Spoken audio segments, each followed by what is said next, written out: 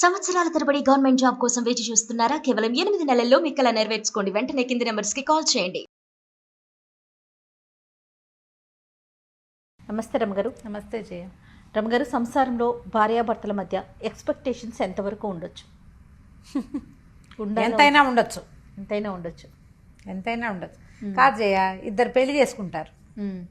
ఎందుకు చేసుకుంటారు పెళ్ళి? ఎక్స్పెక్టేషనే కదా.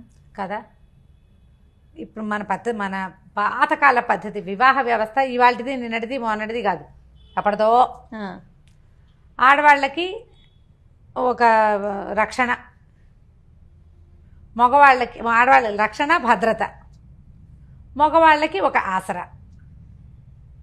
ఇది సాధారణమైనది. వీళ్ళిద్దరూ కలిసి సంసార రథాన్ని ముందుకు తీసుకెళ్తారు, సంతానానికి అంటారు, వాళ్ళ అమ్మా నాన్నని హలో అంటారు, వీళ్ళ అమ్మా నాన్నని చూసుకుంటారు, ఏదో సంసారాన్ని వృద్ధి చేస్తారు, పిల్లల్ని జాగ్రత్తగా చూసుకుంటారు. మామూలుగా జరిగేవి.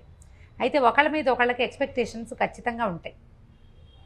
ఏ ఎక్స్పెక్టేషను లేకుండా ఏ ఇద్దరూ కలిసి ఉండరు కదా. యాత్రికులు అనుకో, నువ్వు ఆ దారిని వచ్చావు, నేను ఈ దారిని వచ్చావు, ఇద్దరం కలిసి ఓ దారిని నడిచేళ్ళాం, ఎవరి దారిని వాళ్ళు పోతాం అనుకుంటాం. ఇష్టమైతే నడుస్తాం, లేకపోతే లేదు, మానపడేస్తాం. పెళ్ళి ఎట్లా?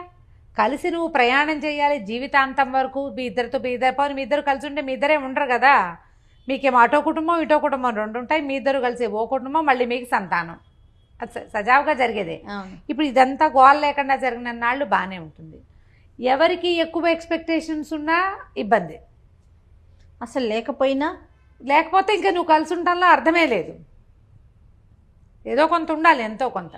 అయితే మితిమీరిన ఎక్స్పెక్టేషన్స్ కానీ, అసలు ఒక సాధారణమైన ఎక్స్పెక్టేషన్ కూడా తీర్చని తనం కానీ, ఈ రెండు కష్టం.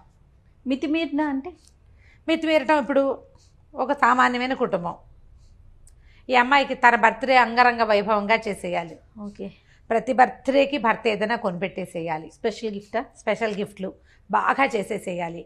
ఎప్పుడు ఏం కావాలన్నా లేదనకూడదు, కాదనకూడదు, ముద్దుగా చూడాలి, అలా ఎలాగో చూసుకోవాలి, అద్భుతంగా చేసేసేయాలి అన్నీ.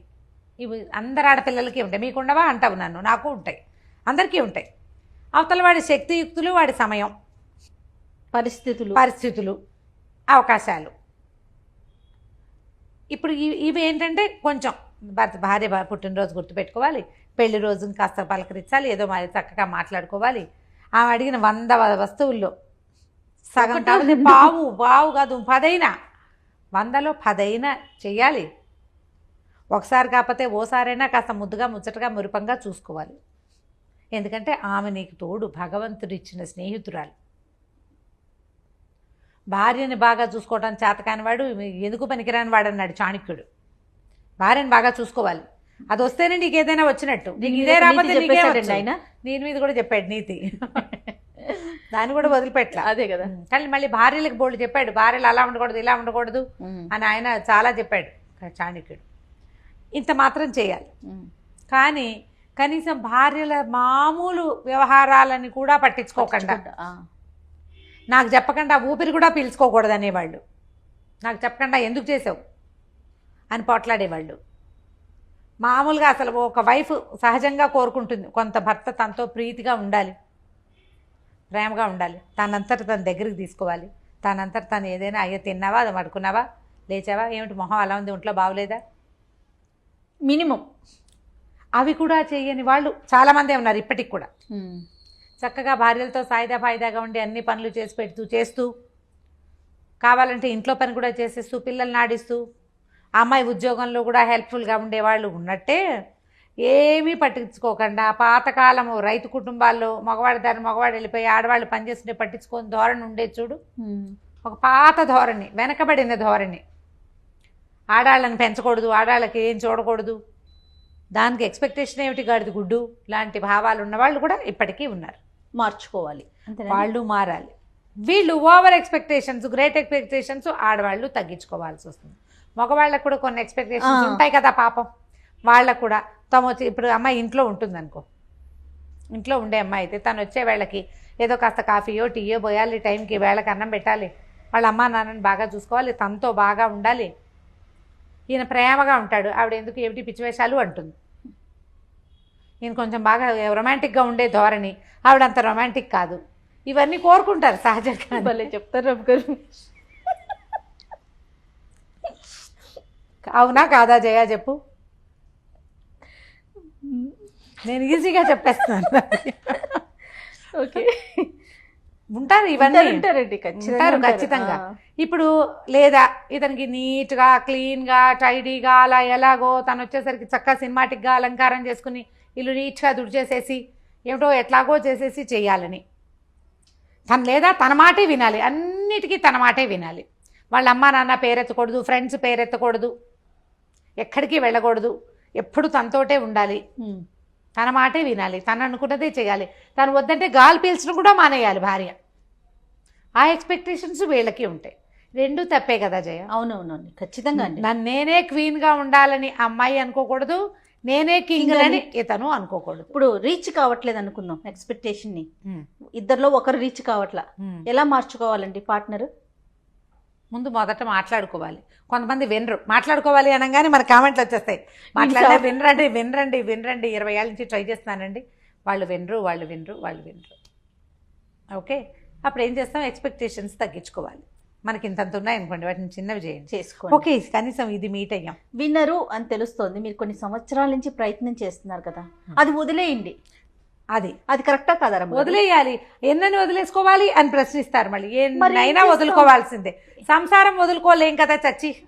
ఏం చేస్తాం? అందుకని ఇప్పుడు రీచ్ కాలప్పుడు మీరు అన్నట్లు వదులుకోవటమే మంచిది కదా.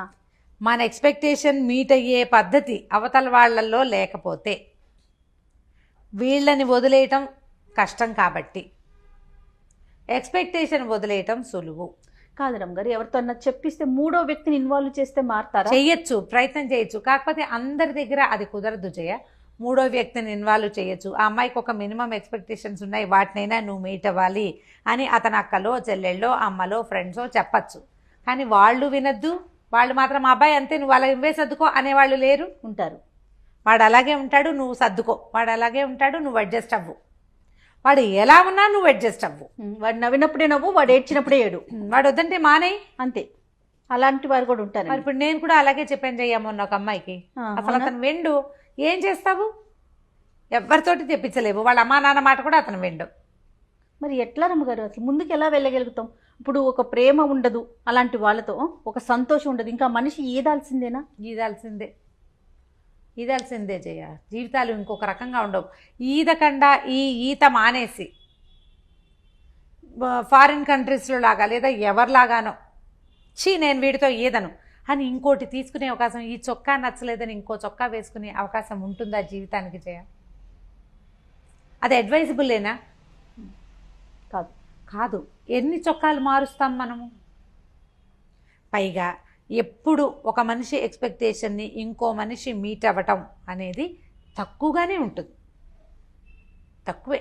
నాకు కావలసినట్టుగానే చేసేవాళ్ళు చాలా తక్కువ ఉంటారు. దొరకరు. చాలా అంటే చాలా తక్కువ. అసలు ఇలసాటి లేని జంట అని మనం భావించే వాళ్ళల్లో కూడా ఎంతో కొంత అన్బన్ ఉండే ఉంటుంది. ఎందుకంటే ఇప్పుడు భార్యాభర్తలు అనగానే వాళ్ళు ఒక చోట పెరుగుతారు, వాళ్ళ రకం వేరు, మనం ఒక చోట పెరుగుతాం, మన రకం వేరు. ఈ రెండు రకాలు కలిసేటప్పుడు అది ఇట్లా లక్క బంగారం లాగా అతుక్కుపోవాలి. లక్క వేరు, బంగారం వేరు. ఎవరి గుణం వాళ్ళకే ఉంటుంది. మీరు కలిసి ఉండాలన్న ఒక్క గుణం ఉంటే ఇక ఎక్స్పెక్టేషన్స్ ఉన్నా నడుస్తూనే ఉంటాయి. ఆ నస నడుస్తూనే ఉంటుంది, జీవితం నడుస్తూనే ఉంటుంది, ఇది ముందుకు వెళ్ళిపోతూ ఉంటుంది. ఇప్పుడు లక్క బంగారం ఒకటి కాదు కదా. కాదుగా. దానికి అసలు విలువే లేదు. లక్కకి బంగారానికి విలువ ఉంది, కానీ పల్చటి రేకైతే వంగిపోతుంది. లక్క ఉంటే వంగిపోకుండా అది గట్టిగా ఉంటుంది. అవునండి, కరెక్ట్. ఇప్పుడు ఈ రెండు ఒకదాని గుణాన్ని ఒకటి అంటుకుంటాయా? ఇవి పాతకాలపు మాటలు కదా జయ. నేను వెనకబడిన దానిలాగా కనపడతాను, కానీ వీటిలో ఎంత విలువ ఉంది? విలువ ఉందో లేదో. మాటలో ప్రతి అక్షరం ఒక బంగారం అన్నమాట, వజ్రం లాంటి మాట కదా. పాత మాట ఇది, లక్కా బంగారం. ఎందుకు కలిసి ఉండాలి? మనం ఎందుకు కలిసి ఉండాలి? వంగిపోకూడదంటే కలిసి ఉండాలి, విలువ పెరగాలి అంటే కలిసి ఉండాలి. లేదా మనం ఎప్పటికీ మనం ఏదో ఒక దాన్ని సెర్చ్ చేస్తూనే ఉంటాం. నీ సెర్చింగ్ వస్తువుల కోసమో విషయాల కోసమో సెర్చ్ చేయొచ్చు. వ్యక్తుల కోసం సెర్చ్ చేయాలంటే ఎన్ని చేతులు మారాల్సి వస్తాం మనం. మన ఇద్దరితో పాటు మూడో వ్యక్తి కూడా రెడీగా ఉంటారు కదా. కొద్ది రోజులు ఒకళ్ళతోటి కలిసి ఉండేసరికల్లా సంసారం పెరిగిపోతుంది, సంతానం ఏర్పడుతుంది. మనకి ముందు వెనక కుటుంబాలు ఉంటాయి, ఇన్వాల్వ్ అయిపోతారు కదా. జనాలు ఇన్వాల్వ్ ఎవరితోటి సంబంధం లేకుండా ఫ్రీలాన్స్గా ఫ్రీ బర్డ్గా తిరిగే వాళ్ళని మామూలు మనుషులు కానివంటే మర్యాదస్తులుగా చెప్పలేకపోతాం. సమాజం ఒప్పుకోదు. మనమేమో ఇందులోనే వెళ్ళాలి. మన కల్చరే ఇది కదా కల్చర్ అమ్మగారు. ప్రతి వాళ్ళకి చులకనైపోతాం. ఇప్పుడు సమాజం ఏంటంటే మగవాళ్ళు అడ్జస్ట్ అవ్వాలి, ఆడవాళ్ళు సర్దుకోవాలి. రెండు ఒకటే. రెండు ఒకటే. వాళ్ళ పరిధి వరకు వాళ్ళు అడ్జస్ట్ అవ్వాలి, వీళ్ళ పరిధిలో వీళ్ళు సర్దుకోవాలి. సర్దుకుని ఒక వివాహానికి ముందే మాట్లాడుకునే అవకాశాలు, డిస్కస్ చేసే ఛాన్సెస్ ఉన్నాయి. అవన్నీ మాట్లాడుకోండి. వన్స్ పెళ్ళిలోకి ఫిక్స్ అయ్యాక ప్రపంచం మన గురించి మాట్లాడేలాంటి పరిస్థితులు కల్పించుకోవద్దు. ఎక్స్పెక్టేషన్స్ మీట్ అవ్వలేని ఎక్స్పెక్టేషన్స్ కనుక ఉంటే ఏ విషయంలో మీట్ అవ్వలేకపోతున్నామో దాన్ని కొంచెం తగ్గించుకోండి. లేదా రెండో వాళ్ళు దాన్ని మీట్ అవ్వడానికి కొద్దిగా ట్రై చేయండి. తగ్గించుకోవటం, మీట్ అవ్వడానికి ప్రయత్నం చేయటం, ఈ రెండు ఇద్దరూ చేయవలసిందే. చేస్తే సంసార రథం ముందుకెళ్తుంది. నేను అనుకుంటారమ్మ గారు, ఇలాంటి ఎక్స్పెక్టేషన్స్ రీచ్ కావట్లేదు, ఇబ్బంది పడుతున్నప్పుడు ఇటు పేరెంట్స్ కానీ అటు పేరెంట్స్ కానీ కొంచెం కల్పించుకొని వాళ్ళిద్దరిని కలిపే ప్రయత్నం చేస్తే మరింత అక్షింతలు వేయటం, మరింత గ్యాప్ ను పెంచే ప్రయత్నాలు కాకుండా అలాగే చేస్తారు. అదే జరుగుతుంది. ప్రధానమైంది మనతో ఉన్న రెండో వ్యక్తి వీళ్ళతో ఎందుకున్నామా అని నిత్యము ఏడుస్తూ ఉంటే, నిత్యం ఫీల్ అవుతూ ఉంటే ఎందుకు మన బతుకు వేస్ట్ కాదు? అదొక జీవితమా? అది మన పార్ట్నర్ హ్యాపీగా లేనప్పుడు హ్యాపీ కాదు, కానీ హ్యాపీగా లేకపోయినా పర్వాలేదు, ఏడుస్తూ ఉంటే భరించలేనితనం. ఆ బంధమే అనవసరం కదా. ఈ అనవసరమైన బంధాన్ని ఎందుకు కొనసాగించాలని అవతల వాళ్ళకి అనిపించడం ఎంత న్యాచురల్. ఇప్పుడు నా బొట్టు నీ బొట్టు దాన్ని చెప్తే ఏమంటాం మనం? ఫ్రెండ్స్ ఏమంటారు? ఏచి ఇంకా వీళ్ళతో ఎందుకు, ఈ అమ్మాయితో ఎందుకని మగవాడి ఫ్రెండ్స్ అంటారు, ఈ మగవాడితో ఎందుకని అమ్మాయి ఫ్రెండ్స్ అంటారు. చెరో పక్కన లాగుతారు.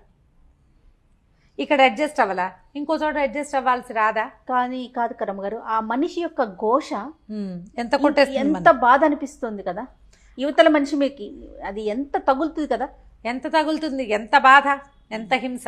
పోనీ నువ్వు ఇక్కడ సరిగ్గా లేవు, రేపొద్దున ఇంకా కొంచెం జీవితాలు ముందుకెళ్ళావనుకో, అక్కడ అబ్బో ఓసారి ఇలా అయ్యింది, ఈసారైనా సర్దుకోవాలనిపిస్తుంది. నువ్వు మొదటే ఎందుకు సర్దుకోవు?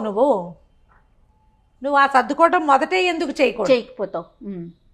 ఇంట్లో వాళ్ళు కూడా ఒక పెళ్లి ఫెయిల్ అయింది, రెండో పెళ్లి చేసాం, ఇప్పుడైనా సర్దుకోవాలనుకుంటారు. మీరు మొదట ఎందుకు సర్దుకోరు? వదిలించేసుకోవాలని చూడటం. రెండోసారి పూర్తిగా అడ్జస్ట్ అయిపోవాలని చూస్తారు. అవును, అది కూడా జరుగుతుంది. మొదటిసారేమో చాలా చూస్తారు, రెండోసారేమో డిపెండ్ అయిపోతూ ఉంటారు. అది కొంచెం ఆలోచించండి. కుటుంబాల్లో ఆలోచించాలి, పెద్దవాళ్ళు ఆలోచించుకోవాలి. వైఫ్ అండ్ హస్బెండ్ పెళ్ళిళ్ళు చేసుకున్నటువంటి వాళ్ళు ఆలోచించాలి. వీళ్ళ మధ్య సంతానం అంటే వాళ్ళ గురించి ఆలోచించాలి. ఓకే, లెట్ ఇట్ బి, ఇప్పటిదాకా ఏదో అయ్యింది, ఇప్పుడైనా ఒక మ్యారేజ్ కౌన్సిలర్ దగ్గరికి వెళ్తాం. ఇవి నా ఎక్స్పెక్టేషన్స్, ఇతను మీట్ అవ్వట్లేదు అని అమ్మాయి చెప్పి, ఇది నా ఎక్స్పెక్టేషన్స్, ఈ అమ్మాయి మీట్ కావట్లేదని ఆయన చెప్పి, మధ్యలో ఒకళ్ళని పెట్టుకుని ఈ రెండు ఎక్స్పెక్టేషన్స్ ఈ పొడుగులు ఉన్నాయి కదా, వాటిని ఇట్లా ఇట్లా దగ్గరికి తగ్గించుకోవటం చేసుకుంటే కొంత బెటర్గా ఉంటుంది.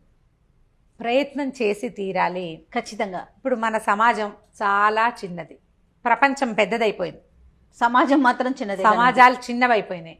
ఈ చిన్నవైన సమాజాల్లో మనకి భగవంతుడు తోడుగా ఇచ్చిన ఒక పెళ్ళితో ఇచ్చిన వ్యక్తిని చెడగొట్టుకోవద్దు. వాళ్ళంతా చేసుకోవట్లేదా రెండో పెళ్ళి, మూడో పెళ్ళి, 36వ పెళ్ళి అంటే మరి వాళ్ళ పిల్లల జీవితాలు ఎలా ఉన్నాయో ఒకసారి చూడండి. అంతే కదా. వాళ్ళ పిల్లల భవిష్యత్తు ఏమిటి, వాళ్ళ మానసిక స్థితి ఏమిటి, ఎంత ఇన్సెక్యూరిటీ తోటి బాధపడతారు ఆ పిల్లలు. ఎవరినో చూసి వాత పెట్టుకోకూడదు కదా. ఇప్పుడు తప్పనిసరి పరిస్థితులు కొన్ని ఉంటాయి జయ, చాలా క్రూరమైన వాళ్ళు, లేకపోతే మానసిక స్థితి సరిగ్గా లేని వాళ్ళు, వీళ్ళవి ఎక్కడ ఏ రకమైన అడ్జస్ట్మెంట్కి అవకాశం లేని వాళ్ళు, ఇంకా వేరే దారి లేనప్పుడు వేరే కథ. అడ్జస్ట్ అయితే సరిపోతుంది అనిపించినప్పుడు మాత్రం మీకు అనిపించదు అడ్జస్ట్ అయితే సరిపోతాను, మీ ఫ్రెండ్స్, మీ కలీగ్స్, మీ పేరెంట్స్ నువ్వు కాస్త తగ్గు అని చెప్తే తగ్గిపోండి. ఎక్కడ తగ్గాలో ఆలోచించుకోండి. ఇది కాదు, ఇది తగ్గినా కూడా ఏమీ పొసగదు అంటే ఇక చేయగలిగేది ఏమీ లేదు. అందరి దారే గోదారి, మన దిగును తప్పదు కదా. అంతేగా. కానీ అడ్జస్ట్మెంట్ అయితే సరిపోతుంది అని అనుకున్న విషయాల్లో కొంచెం తగ్గించండి, కొంచెం పెంచండి, మొత్తానికి సర్దుకుని ఉండండి. అంతే. సూపర్. నమస్తే. నమస్తే చెయ్యి.